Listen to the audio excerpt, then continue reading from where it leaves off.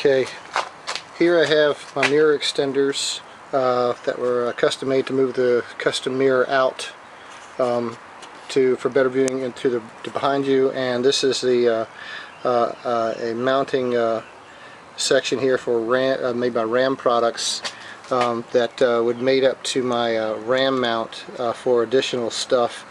This is my mount for my Lowrance XOG, and I really don't have a lot of battery life, so that's why I really need these outlets mounted. And here's the mate to the mirror extender on this side. These are very helpful and much better viewing from the stock mirror behind the bike, and again another mount for point for more stuff. The bracket I found the same guy who made those mounts, the mirror extenders, makes this custom mount that will mount just down here above the key.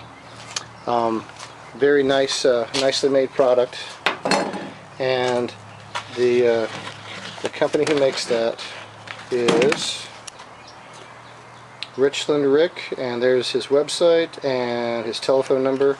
So if you are a big fan of the Suzuki V Strom DL1000 or the 650 model, I definitely would check out his website for all the custom-made accessory parts that he has available.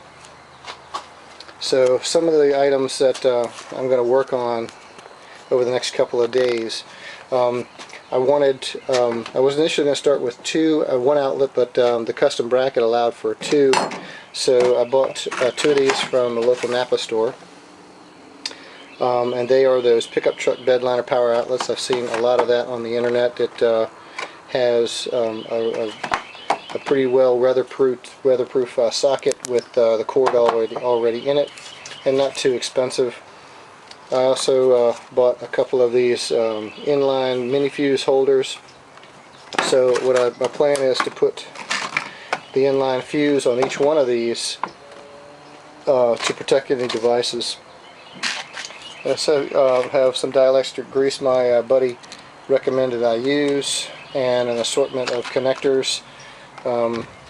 Nearest I can figure what we're going to be doing is going straight to the battery with these, and I got an assortment of tools to help out with that. Keeping in mind, here's my disclaimer, I am not an electrician, don't claim to be an electrician or an electronics whiz. But this is just my version of working on my motorcycle, and if this little video helps you out, I think that would be great.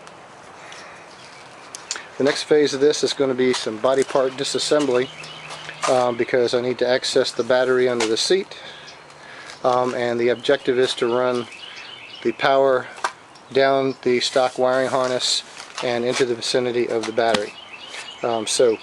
Next phase of this will be hopefully some disassembly. Okay, here's where we are, folks. I've removed the seat and enough body panel material that I believe I have loosened everything around here, and I have the ability now to trace what I believe is the main wiring harness to the vicinity of the battery, through the frame and up underneath the gas tank, to come up in here and give me enough access to work. Quite frankly, I'm just not the expert at removing these body panels, and I really don't want to break anything, so I do believe I have enough access to get the wiring fished through where I need it to go. So the next phase will be running the wire, looking for the ground, and making the connections back here in the battery to have my fuse access. So I'll give you the video for that in just a second.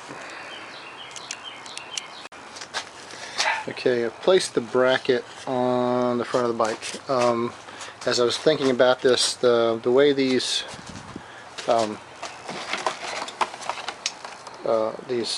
plugs are, they have to go through the mounting bracket and run the wiring all the way through. So if I get everything wired through the harness without putting these things through that bracket first, I'm just going to have to take it back apart and do it right. So I wanted to think this through. So both of these units got to run through that bracket. So I wanted to get that in position before I began fishing the wires. I need a ground source. The ground wire is considerably shorter, so I'm going to have to find a ground wire right near the bracket, and I'm going to consider using this bolt right here as my ground source, and we'll see how that works out. Now, one thing I did notice is this is a wire guide that typically goes right in the vicinity of, this is actually one of these holes gets used to mount this bracket that held this wire guide. The problem is this wire guide pulls the throttle cables very close here, so I'm thinking I need to come up with an alternative to this, but I might I have to kind of see what my options are there. So anyway, I'll keep you updated on that. So again, run the wires, run the sockets through here, and start seeking ground wires and fishing wires to down the side of the frame, and come up to the battery where we can install our fuse, our inline fuses. Alright, I've installed the sockets. The next phase I think I'm going to work on is trying to install the ground wires. I'm going to leave these a little long. I'll probably regret it, but I'm going to try to connect it in here, but if that doesn't work, I'm going to need the length to try to find another ground, but I suspect it will work just fine. So that'll be the next, to attach a connector to go right into the bracket bolt here, which is a little tight on that, so I might have to drop that loose. That's this socket, slide it out to make that connection and then put it back. Alright, great. Okay, for the ground wire, as you can see, I got this little yellow item here. This is the connector at the end of the two black ground wires connected into the bracket bolt there. I've got a little bit of extra wire, but I'm going to try to neaten that up with wire ties when I run the main the hot wires down the frame. So again, I'm pretty pleased so far with how it's looking, how it's going to turn out.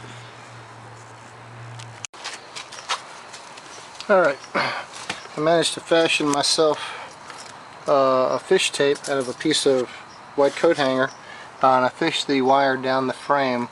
I'm a little concerned that the wiring is running very close to the cylinder and cylinder head, and so there could be some heat issues. This wiring bundle seems to be protected somehow, but my new wiring will not be.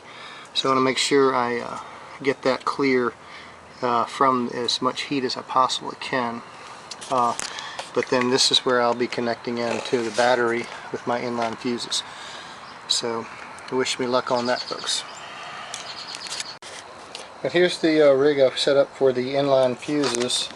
This will be going to the positive terminal on the battery. Two inline fuses, two 15 amps joining together with the connector here. Put a good old glob of dielectric grease up in there for a little bit of weather protection. My buddy Dave, the electronics whiz, suggested that. We'll be taking the two hot wires into here for each individual outlet. Each one will have their individual fuses. I don't know how much you can see of this, but I am continuing to work. I have run the fuses and their fuse blocks with some butt connectors here. I'm going to secure that with electrical tape and tuck the wires down. I left myself a little extra in case something crazy happens and I need to come back and make a connection. So I'll just tuck that away and make it neat. We have your positive terminal connection here. I'll add some fuses in and I'm going to check see if I got power. Alright folks, I had to get this on video. I don't know if it's going to show up very well or not, but as you can see I have power to a Rocketfish adapter going to my cell phone, and I'm charging up. And over here you see the Verizon charger for a micro USB that's going to fit to my Lowrance XOG. That's hot as well. So I guess last thing I need to do is neaten up the wiring and get the body panels back together, and maybe I can show you that in the daylight. Okay folks, here is the finished product. This is my 2005 Suzuki DL1000 V Strom. I wanted to have some outlets put on for accessories. This is my old Lowrance XOG.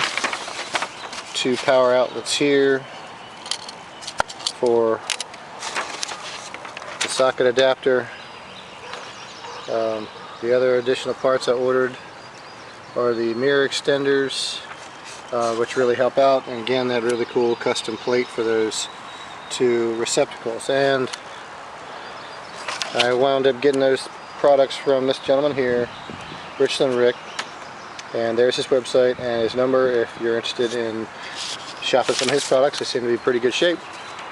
So no problems so far on the wiring, so I'm pretty pleased. Thanks.